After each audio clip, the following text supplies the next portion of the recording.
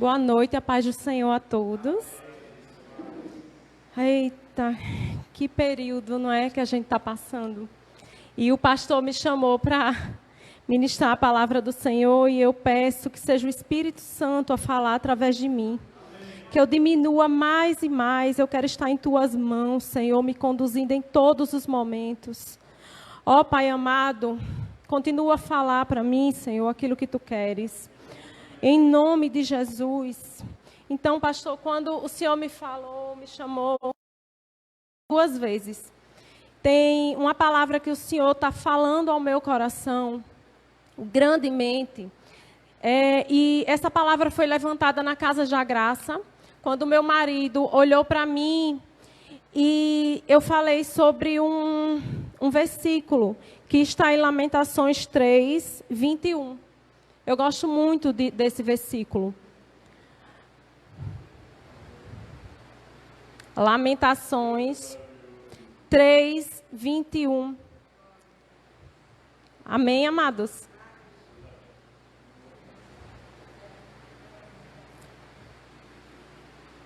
Lá em Lamentações 3, 21, esse livro é atribuído a Jeremias, certo? Grande profeta do Senhor. E ele fala: todavia, lembro-me também do que pode me dar esperança. E o Marco olhou para mim nesse dia que eu falei esse versículo e ele disse: mas e essa esperança? O que seria? Eu quero que você pesquise e que a gente debata sobre isso. Pois bem, meu amor, chegou o resultado da minha pesquisa. Certo? Primeiramente, eu fui pesquisar o que é esperança. Esperança é o sentimento como possível a realização daquilo que deseja. É uma confiança em uma coisa boa. É sinônimo de espera, expectativa, perspectiva e fé. E, juntamente também com a definição de esperança, eu fui estudar o contexto histórico. O profeta não ia falar que queria se lembrar daquilo que dava esperança de qualquer forma ou diante de qualquer situação. Nesse momento que ele escreveu as Lamentações, o que é que estava acontecendo na história? Nabucodonosor, rei da Babilônia, havia destruído totalmente Judá, inclusive a cidade de Jerusalém e o templo do Senhor. O Senhor permitiu que isso acontecesse pela desobediência dos filhos de Israel. Os exilados eram uma parcela da população, porém, as lideranças políticas, eclesiásticas e intelectuais estavam entre eles.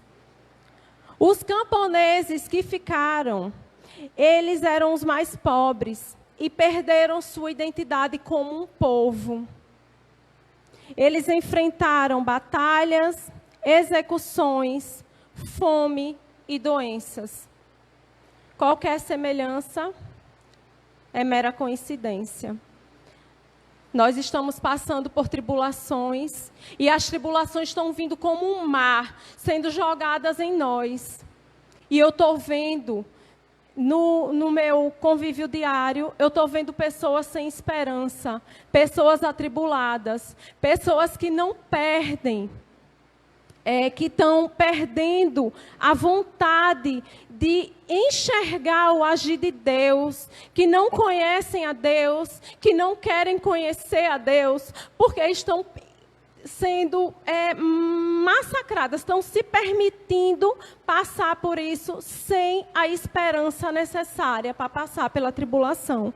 E assim os camponeses de Judá que ficaram lá, eles começaram a perder a identidade deles, porque eles se viram sós. O profeta continua no versículo 22. Diante de todos esses acontecimentos, Jeremias continua: graças ao grande amor do Senhor é que não somos consumidos, pois as suas misericórdias são inesgotáveis. Jeremias queria passar para aquele povo que o Senhor tem cuidado de todas as coisas. A misericórdia em hebraico significa amor leal. Portanto, a misericórdia de Deus é um dos principais benefícios àqueles que creem nele. Aqueles que confiam no Senhor recebem alegria, proteção e bênçãos. A gente pode observar no Salmo 5, versículo 11 e 12. Deixa eu ir lá.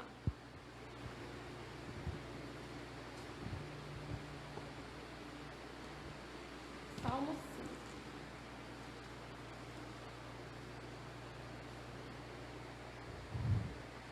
Amém? Alegrem-se, porém, todos os que se refugiam em ti. Cantem sempre de alegria. Estende sobre eles a tua proteção. Em ti exultem os que amam o teu nome. Pois tu, Senhor, abençoas o justo, o teu favor o protege como um escudo. As misericórdias do Senhor. Deixa eu voltar para Lamentações, porque a gente vai continuar. Ele fala que as misericórdias do Senhor são inesgotáveis. São as causas de não sermos consumidos pelas tribulações, pelo desânimo, pela tristeza, pelas doenças. É onde nós podemos nos proteger. E ele continua: renovam-se a cada manhã. Grande é a sua fidelidade. Digo a mim mesmo, a minha porção é o Senhor. Portanto, nele porei a minha esperança. Portanto, que o título da minha ministração hoje é: onde está a sua esperança? A minha esperança está no Senhor. A palavra dele me confirma. É o melhor lugar para se estar. É o melhor lugar para se refugiar. Deus sempre estará conosco. A palavra do Senhor nos afirma. Ele estará conosco. Família, amigos, eles podem nos decepcionar. A nossa força pode falhar. Mas Deus é fiel. Deus é fiel. A sua fidelidade é grande e se renova a cada manhã. Ela é inesgotável e não tem fim. Creiam, Deus tem cuidado de todas as coisas. Como sempre que eu gosto muito de passear pela palavra, vamos para 2 Timóteo 2,13. Em 2 Timóteo 2,13,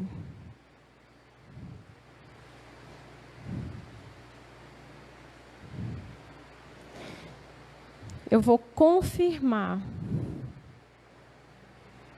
a fidelidade do Senhor. Amém, irmãos? Lá em 2 Timóteo 2,13, nós podemos confirmar: se somos infiéis, Ele permanece fiel. Pois ele não pode negar-se a si mesmo.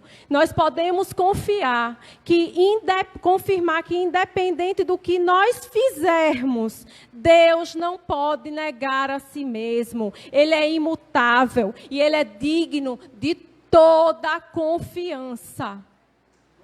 Glória a Deus.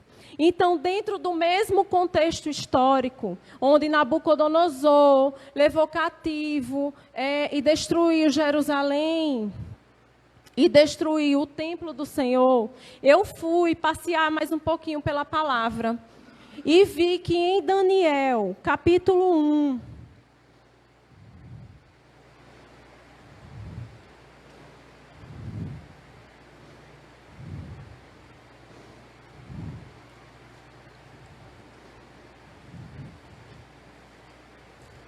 deixa eu ir lá. Daniel, capítulo 1. Nós temos uma história grande, de um homem grande também no Senhor. No capítulo 1 do seu livro, nós podemos observar a história dos jovens que foram levados, vou dar um contexto geral, tá, irmãos? Que foram levados cativos à Babilônia. Opa, Jeremias estava vivendo também nesse período. Jovens sem defeito físico, de boa aparência, cultos, inteligentes. Está lá no capítulo 4, não sou eu que estou falando, irmãos, é a palavra. Entre estes jovens estavam 4 de Judá. Era Daniel, Ananias, Misael e Azarias. Eles resolveram não se contaminar com as iguarias da lei, do rei. Eles conheciam o Senhor. Eles vinham de Jerusalém. Eles eram cultos, inteligentes, eles eram jovens. E eu creio que eles conheciam o Senhor. Eles sabiam em quem devia confiar. E sabia que desagradariam ao Senhor se fossem influenciados pelo meio que estavam. Era um meio idólatra. Nessa época, Nabucodonosor, ele idolatrava um deus chamado de Bel, certo? E nessa época, Nabucodonosor, ele queria retirar a identidade daqueles jovens que foram trazidos lá de Jerusalém, de Judá. Ele mudou o nome deles e eles queriam que ele passasse por um processo para que se tornassem caldeus, para que eles adquirissem aquela cultura dos caldeus, certo? Eles tentaram mudar a identidade e queriam que eles adorassem o rei, o Deus deles.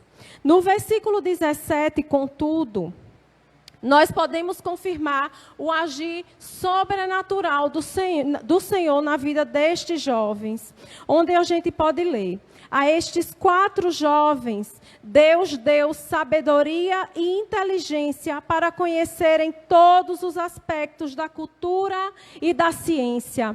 E Daniel, além disso, sabia interpretar todo tipo de visões e sonhos. A vida de Daniel foi usada grandemente neste período, irmãos. Quem tiver a oportunidade, leia o livro de Daniel, porque nós podemos acompanhar o agir sobrenatural do Senhor na vida dele. Ao final do tempo estabelecido pelo rei, para que os jovens fossem trazidos à sua presença, o chefe dos oficiais os apresentou a Nabucodonosor. E o rei conversou com eles e não encontrou ninguém comparável a Daniel, Ananias, Misael e Azarias, de modo que eles passaram a servir o rei. O rei lhes fez perguntas sobre todos os assuntos que exigiam sabedoria e conhecimento, e descobriu que eram 10 vezes mais sábios do que todos os magos e encantadores de todo o seu reino. Daniel permaneceu ali até o 1º ano do rei Ciro. E eu creio, irmãos, que Daniel, ele conhecedor das Escrituras, ele sabia o Deus soberano a quem ele servia. Ele sabia que aquela tribulação teria fim. Estava escrito lá em Jeremias 25, se eu não me engano, que esse período teria fim depois de 70 anos. Ele permaneceu fiel, irmãos, agradando ao Senhor. Aonde será que estava a esperança de Daniel, irmãos? Aonde será em quem em Daniel confiava? Daniel permaneceu fiel. Imagine a situação que você se vê longe da sua casa, longe da sua terra, sendo obrigado a consumir as iguarias do rei, mas Deus tocou o coração até dos inimigos. Deus tocou o coração até daquele cozinheiro que deveria servir, e ele compreendeu que não faria isso. Daniel continuou fiel ao Senhor, adorando e idolatrando e dando louvor e glórias a quem é digno, ao Deus soberano. Com a vida de Daniel, irmãos, eu aprendo que Deus tem um controle de todas as coisas, de todas as circunstâncias. Olha a vida dele, ele passou pelo cativeiro, ele foi para a cova dos leões, os amigos dele entraram na fornalha. Não são circunstâncias fáceis. Que a nossa base e fundamento deve estar em Deus e em suas promessas. Como é que eu faço para que a minha base seja Deus e promessas, se eu não conhecer as Escrituras, irmãos? Eu preciso conhecer a palavra de Deus, eu preciso ter intimidade com Ele, para que a minha base seja firme e forte na presença do Senhor. Se Deus prometeu, Ele vai cumprir.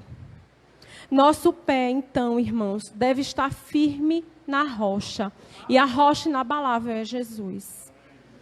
Que não devemos também ser influenciados pelo meio.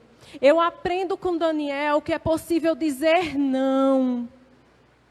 E Deus vai me dar graça para sermos testemunhas dele, aonde quer que estejamos. Eu sei que a minha esperança está depositada no meu Deus soberano. E Ele é fiel para me guardar. Ele é capaz de mover o coração até dos meus inimigos, para que as circunstâncias, elas podem não ser favoráveis, mas que o nome dele seja glorificado diante de qualquer situação. Deus é soberano, Ele age no nosso dia a dia. Creia, irmãos. Creia, irmão. Aleluia. Aleluia, como eu quero falar, Jesus, a Tua palavra e levar a Tua palavra para aqueles que estão sem esperança, Pai. Todos os dias eu vejo pessoas sem esperança, Pai. Todos os dias eu tenho que fazer ligações e passar aqueles resultados para aquelas pessoas. Ontem eu liguei para uma pessoa e ela estava chorando porque a mãe dela tinha acabado de falecer por causa desse vírus e eu estava com o resultado dela positivo na minha mão. Aonde está a esperança das pessoas que estão vendo esse vírus acabar com tanta gente? Irmãos, a presença de Deus, ela é garantida, mesmo que você não esteja ciente dela. A presença dele é real. Lá em Mateus 28, 20. Às vezes você ora, você clama e você não escuta a voz de Deus. Eu já passei por isso e eu lembro que eu falava isso, mas Deus não está falando comigo. E eu estava tão atribulada. Oh, irmãos, quão enganada eu estava. Era ali que Ele estava trabalhando. Mateus 28, 20. A palavra do Senhor fala: ensinando-os a obedecer a tudo que eu lhes ordenei, e eu estarei sempre com vocês até o fim dos tempos.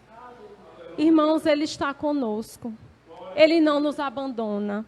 Ele não nos deixou falar o coração, não. Ele está lhe guardando, irmãos. Ele está lhe moldando. Ele está moldando a sua mente, o seu coração. Mas Ele está ali cuidando de você. Tanto jovem, Jesus. Aquela jovem que pulou da ponte segunda. Oh, Senhor.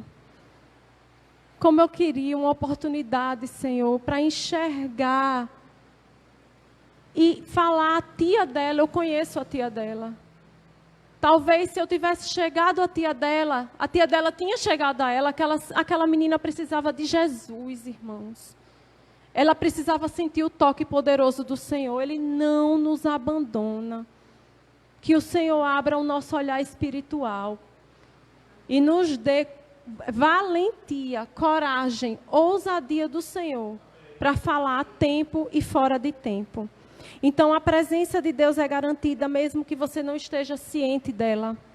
Ele fala em tua palavra e nos confirma. Devido à sua proteção, à sua misericórdia, à sua perseverança e ao seu amor e sua disciplina, nós sentimos a sua fidelidade. Ela nos é revelada em todas as suas promessas. Vamos lá em Josué 23, 14, irmãos.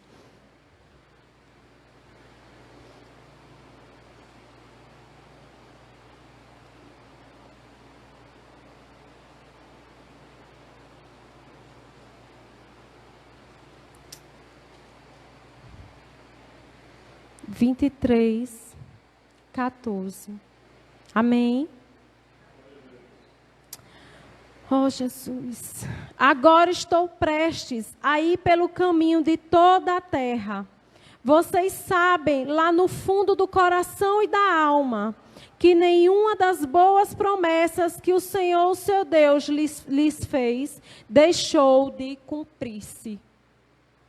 Como eu vou ser conhecedora das promessas dele se eu não tenho intimidade? Eu devo buscá-lo. Eu devo ter sede pelas Escrituras, pela palavra do Senhor. Não é à toa que ela está aqui. O cuidado do Senhor é real. Então, irmãos, porque Deus pode ser a nossa esperança? Primeiramente, nós não somos frutos do acaso. Ele planejou as nossas vidas. Irmão, você não é fruto do acaso. Você não está aqui à toa. O Senhor lhe conhece desde o ventre da sua mãe. A palavra do Senhor me afirma isso. Ele nos amou antes mesmo de criar os céus e a terra. Então, Deus é a nossa esperança, primeiramente porque nós não somos frutos do acaso, nós temos um propósito. Ele não apenas nos criou, como também Ele cuida de nós. Nossa vida não está à deriva, nossa vida não é um barco sem rumo, irmãos. Nossa vida não é. Ele nos cerca e põe a poderosa mão dele sobre a nossa vida. Ele cuida de nós. Nós acabamos de ver que Ele estará conosco em todo o tempo. Não deixe a sua esperança, o seu ânimo, a sua fé, a sua coragem morrer diante da dificuldade. Ele está conosco. Ele nos perdoa e nos dá a vida eterna. Deus nos amou, irmãos. Ele entregou o seu Filho, que morreu em nosso lugar, para nos revelar seu amor e sua justiça. Aleluia. Tem amor maior não, irmãos. Eu não consigo imaginar um amor maior. Glória a Deus. Por esses 3 motivos, irmãos. Deus, Ele é a nossa esperança. É aquilo que eu almejo, que eu espero. Lá em 1 de Pedro 1, que foi a nossa palavra da Casa da Graça dessa semana, não foi, amor? Nós conversamos bastante.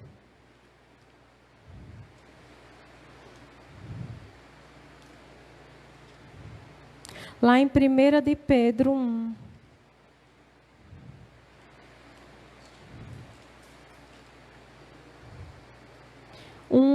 Versículos 3 e 4. Amém?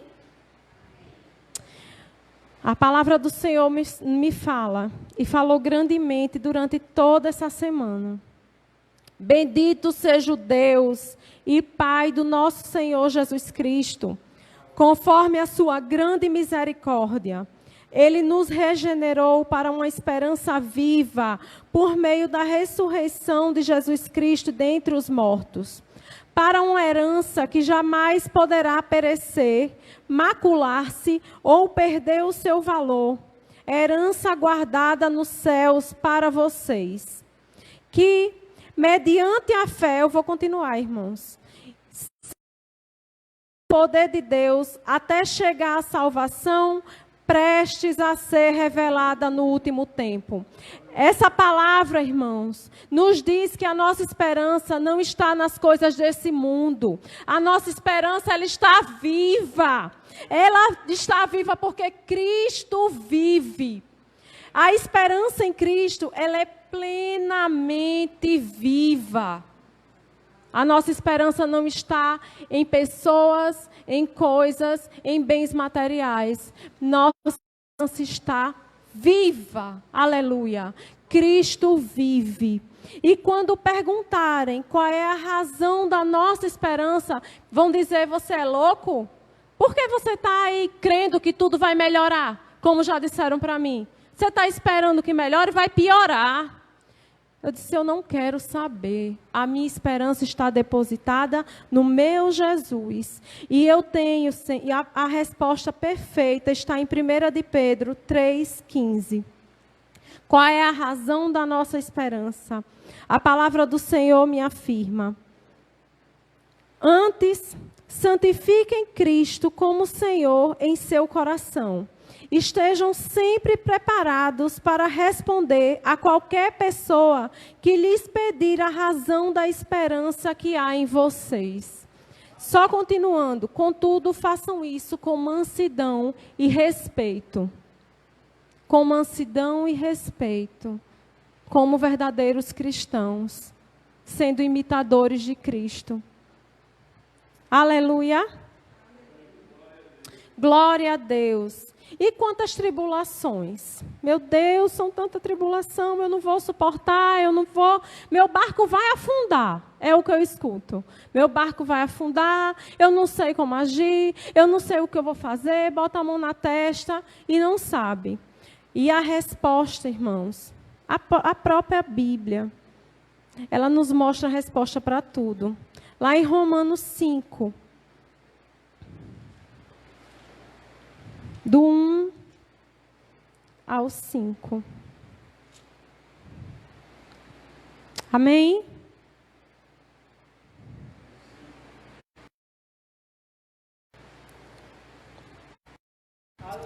Tendo sido, pois, justificados pela fé, temos paz com Deus por nosso Senhor Jesus Cristo, por meio de quem obtivemos acesso pela fé a essa graça, na qual agora estamos firmes e nos gloriamos na glória de Deus.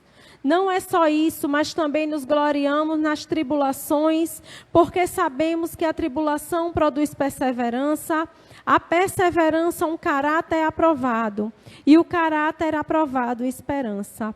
E a esperança não nos decepciona, porque Deus derramou o seu amor em nossos corações por meio do Espírito Santo, que Ele nos concedeu. Então, vamos crescer no processo, irmãos. Vamos crescer no processo onde nossa paciência será desenvolvida, nosso caráter refinado e nossa mente se torna alerta, crendo que estamos sendo aperfeiçoados para sermos testemunhas vivas da glória de Jesus em nossas vidas. Portanto, irmãos, para finalizar,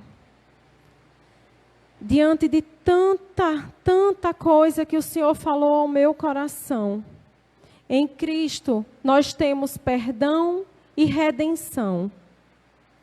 Dele recebemos a vida eterna e a garantia da salvação.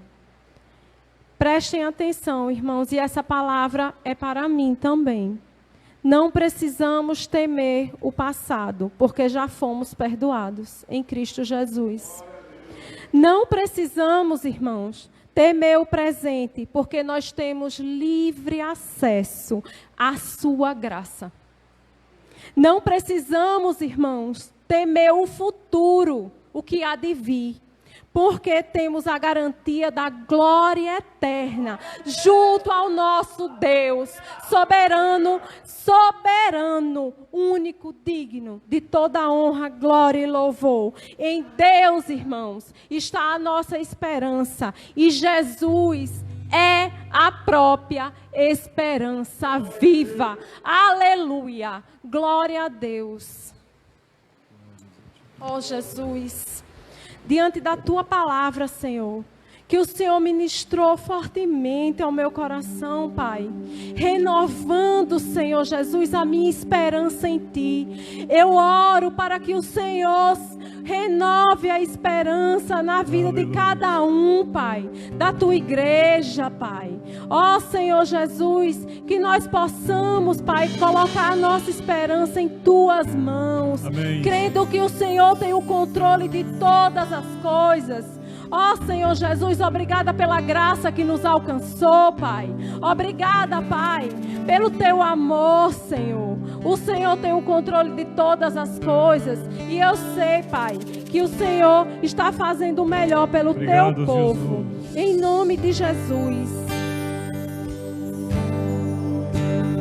Tantas lutas, tantas dores, num deserto pareço estar, se entrego os meus temores, sei que em ti, Senhor, posso confiar. Quero trazer à memória aquilo que me dá esperança. Sim, eu quero trazer à memória aquilo que me dá esperança. Como é bom poder pertencer a um Deus de amor. Como é bom poder confiar em sua fidelidade.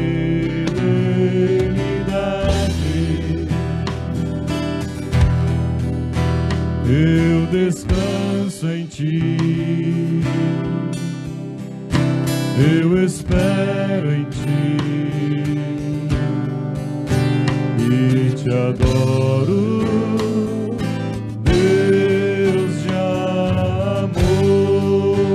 Eu descanso em ti, eu descanso em ti, eu espero em ti e te adoro, Deus de amor.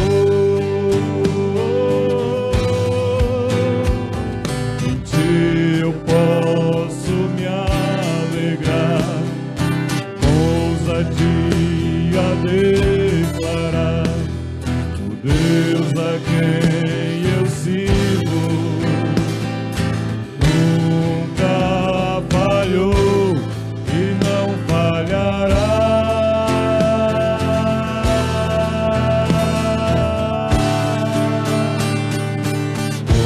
Como é bom poder pertencer a um Deus de amor. Como é bom poder confiar em sua fidelidade. Eu descanso em ti, Jesus, eu descanso em ti, eu espero em ti e te adoro, Deus de amor. Eu descanso em ti, eu espero em ti, eu te adoro, Deus de amor.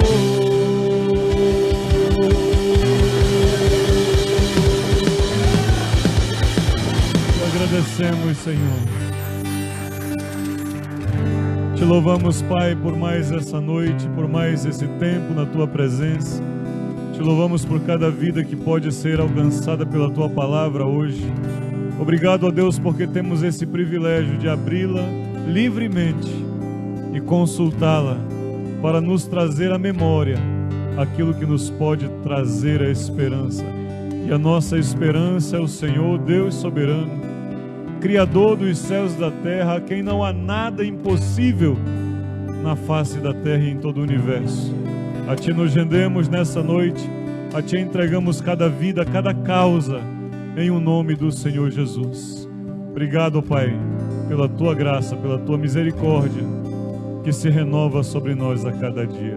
Em nome de Jesus, amém e amém. Pai, nós abençoamos nessa noite, ó Deus, cada lar, cada vida, Nós abençoamos com a graça, com a comunhão do Espírito Santo, nosso professor, nosso consolador, nosso guia, e que Ele nos dirija e nos conduza, mesmo em dias de tantas lutas e tantas dificuldades, a nos lembrar em cada momento, em cada manhã, que se podemos respirar é por causa do Senhor, se podemos nos alimentar e ter o pão sobre a nossa mesa é por causa do Senhor, se podemos ir e vir é por causa do Senhor.